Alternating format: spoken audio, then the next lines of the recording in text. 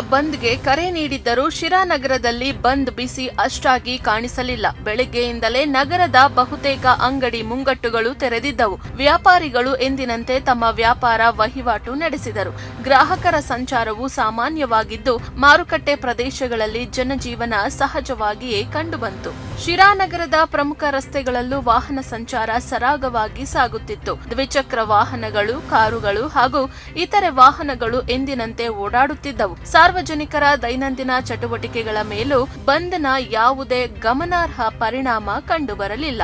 ಇನ್ನು ಬಂದ್ ಹಿನ್ನೆಲೆಯಲ್ಲಿ ನಗರದ ಯಾವುದೇ ದೊಡ್ಡ ಮಟ್ಟದ ಪ್ರತಿಭಟನೆ, ರಸ್ತೆ ತಡೆ ಅಥವಾ ಮೆರವಣಿಗೆ ಕಂಡುಬಂದಿಲ್ಲ. ಇದುವರೆಗೂ ಯಾವುದೇ ಕನ್ನಡಪರ ಸಂಘಟನೆಗಳು ಶಿರಾನಗರದಲ್ಲಿ ಬಂದ್ಗೆ ಬೆಂಬಲವಾಗಿ ಪ್ರತಿಭಟನೆ ನಡೆಸಿರುವುದು ಕಂಡುಬಂದಿಲ್ಲ. ಯಾವುದೇ ಅಹಿತಕರ ಘಟನೆ ನಡೆಯದಂತೆ ಪೊಲೀಸರು ಪರಿಸ್ಥಿತಿಯ ಮೇಲೆ ನಿಗಾ ಇರಿಸಿದ್ದಾರೆ.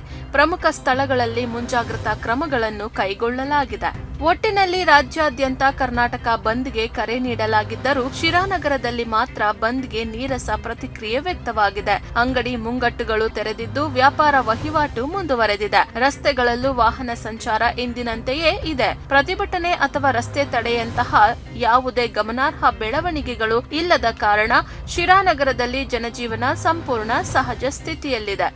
ಜಬೀವುಲ್ಲಾ ಖಾನ್, ಪ್ರಗತಿ ಟಿವಿ, ಶಿರಾ.